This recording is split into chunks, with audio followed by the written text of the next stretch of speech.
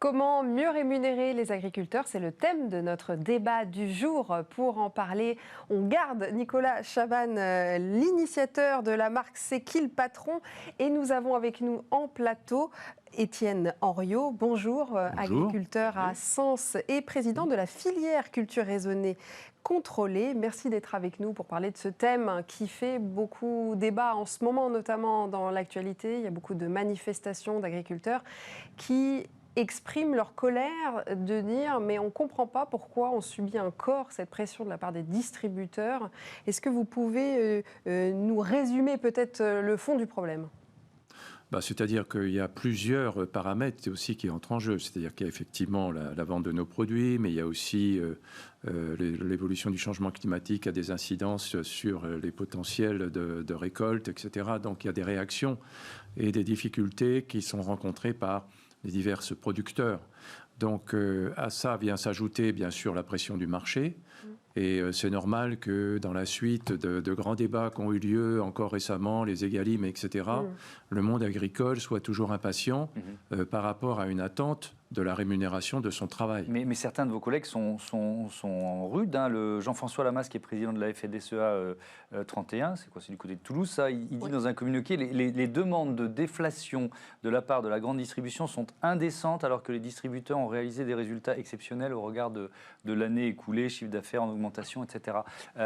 Vous êtes dans ce bras de fer avec la grande distribution? Alors, dans le cas de l'organisation de notre filière, qui s'est fait autour d'une volonté d'un cahier des charges de production, il y a plusieurs cahiers des charges aujourd'hui, sur les céréales essentiellement, on a travaillé justement sur non seulement ce que pouvait attendre le consommateur en termes de production, de qualité, etc., et donc aussi de savoir comment on pouvait mieux valoriser ce que nous faisions.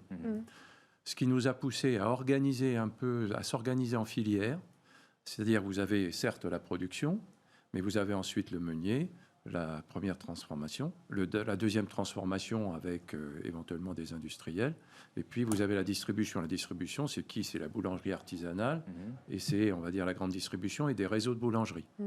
Donc la grande distribution dans notre filière est présente. Dans le conseil d'administration que j'ai le privilège de présider aujourd'hui, la grande distribution est présente. On échange bien sûr sur toutes ces thématiques.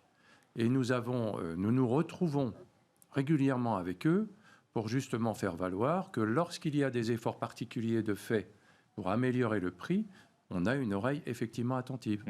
Bon, je ne vous vois pas très vindicatif parce que vous êtes en discussion avec eux. Je voudrais entendre Nicolas Chaban sur ce thème-là, parce que vous disiez tout à l'heure, malgré nos efforts, malgré ce mouvement de consommateurs que vous incarnez, malgré cette marque, c'est qui le patron, il y a toujours des producteurs de lait qui ne vivent pas de leur travail. Oui, c'est important de... Voilà, c'est pas parce que c'est un immense succès, c'est qui le patron, qu'il y a des milliers de familles qui ont été aidées, même toute la filière lait en a profité parce que le producteur de la laiterie, qui est une autre laiterie que celle de C'est qui le patron, va dire au distributeur, regardez, c'est un peu plus cher et ça marche. Donc il y a eu une influence globale. Mais il y a encore une injustice totale. Monsieur le disait, en vous écoutant, c'est pas possible de ne pas considérer que des producteurs, des agriculteurs, des paysans qui nous nourrissent, nous consommateurs, puissent être comme ça livrés à des discussions où c'est absolument trop souvent déséquilibré avec la distribution.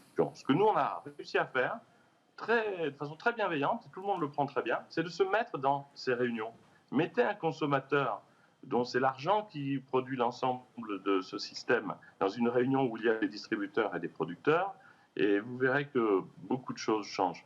Je rappelle, Nicolas Chaban, que vous avez, C'est qui le patron a reversé 1,5 million d'euros à ses producteurs, soit 100% de ses bénéfices en 2020.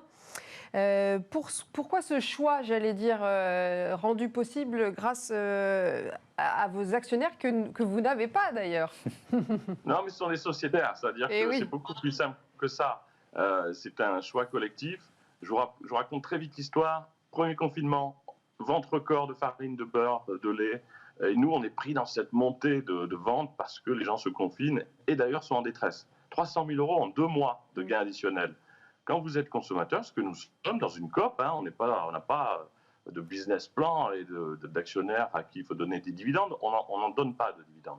tout reste dans le système. Eh bien, vous vous retrouvez avec des ventes records. Ce qu'on a fait, on a récupéré cet argent, on a fait un vote collectif et on l'a ramené notamment vers les producteurs, mais aussi les commerces fermés, les gens en difficulté, parce que dans une crise globale, il ne peut pas y avoir une famille de gens qui gagnent pendant que tout le monde d'autres perdent. Voilà. C'est aussi simple que ça.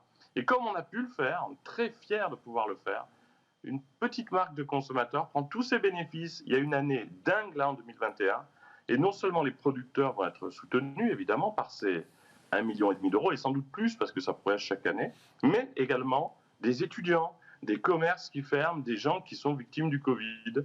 C'est une façon de donner encore plus de sens à son acte d'achat. Et on espère que bien d'autres produits pourront faire la même chose pour que d'autres producteurs soient aidés et d'autres gens en difficulté soient aidés. Étienne Henriot, c'est une des solutions. Quelles sont des autres solutions que vous pouvez faire à votre échelle? Alors nous, on s'est attardé et on s'est attaché à essayer de valoriser notre produit en tant que tel. Vous êtes céréalier. Hein, moi, je suis céréalier, c'est-à-dire que je cultive du blé, de l'orge, du maïs, enfin, et du colza, qui n'est pas une céréale. Mais, vous présidez cette filière culture raisonnée, contrôlée, d'ailleurs, qui a des engagements responsables aussi, vous peut-être le souligner.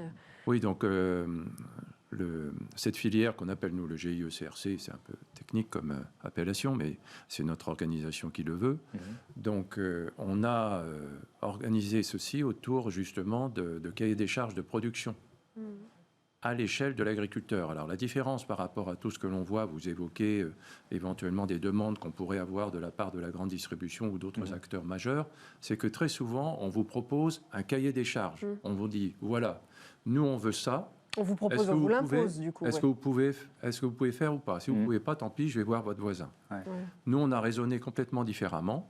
C'est-à-dire qu'on a dit, c'est nous qui allons écrire le cahier des charges, nous, les agriculteurs, et on va aller au-devant, disons, dans la filière, au-devant des clients, pour leur dire, est-ce que ça vous intéresse? C'est comme ça que les choses se sont passées. Et comment la grande distribution répond à ça? Parce que vous nous l'avez dit tout à l'heure, ce n'est pas votre seul client, mais malgré tout, la démarche, alors on ne demande pas à toutes les entreprises de reverser leur bénéfice, mais la démarche de C'est qui le patron, on pourrait à tout le moins attendre d'un secteur qui a, je mets des guillemets, profité de la crise Covid, d'être un peu plus souple dans ses relations avec les agriculteurs. Est-ce que quand vous faites cette démarche auprès de la grande distribution, ils vous écoutent? Alors, moi, je ne suis pas en contact direct avec la grande distribution. Moi, je suis dans des filières qu'on dit semi-longues, voire longues. Donc, ça veut dire que ceux qui sont en contact avec la grande distribution, ce sont les fournisseurs, soit de pain pré-cuit, soit de farine ou de produits transformés. Moi, je ne suis pas en direct. L'intérêt de notre filière, oui, mais vous subissez indirectement la pression s'il y a une pression sur les prix de la grande distribution, vous allez la subir indirectement. Oui, c'est pour ça ce que je vous dis. Moi, l'organisation telle qu'elle est, celle que je préside, me permet, et mine de rien, on est quand même 126 adhérents aujourd'hui, donc nous permet, nous, d'avoir un contact direct avec eux quelque part, en passant à l'intérieur de la filière. Donc il y a une concertation permanente. On n'est pas naïf. Bien sûr qu'il y a des difficultés, qu'il y a des pressions qui sont mises dans les relations commerciales. Mais néanmoins, nous, quand on vient avec notre façon de voir, avec notre philosophie, avec ce que l'on veut faire et comment on voit les choses, on essaye de leur apporter aussi des éléments pour eux qui peuvent les aider dans leur communication, dans le positionnement. On est plutôt dans du haut de gamme. On n'est pas dans le produit de base. Dernière question, Nicolas Chaban. Est-ce que vous avez quand même le sentiment que votre exemple met directement ou indirectement la pression aux grandes enseignes? On l'espère. D'ailleurs, j'en parle très ouvertement avec eux. Est-ce qu'on peut appeler ça de la pression?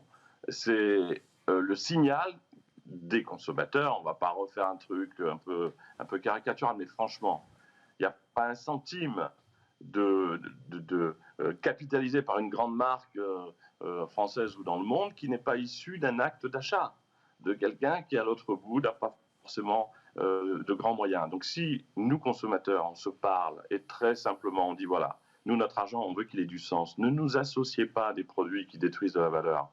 Et si on achète ces produits, alors c'est qu'ils patron soit, mais il faut qu'il y en ait bien d'autres qui fassent la même chose. Naturellement, ça ne sera même pas une pression. Le distributeur va mettre ses produits en rayon plus qu'il ne l'était avant. Et c'est comme ça que petit à petit, on va faire changer les choses. Mais on a un rôle clé parce que les patrons, c'est nous les consommateurs. Merci beaucoup, merci Nicolas Chaban, merci Étienne Henriot, merci à tous les deux, à bientôt sur Bismart. Tout de suite, c'est l'heure de Smart Ideas. Est-ce que vous nous entendez bien ?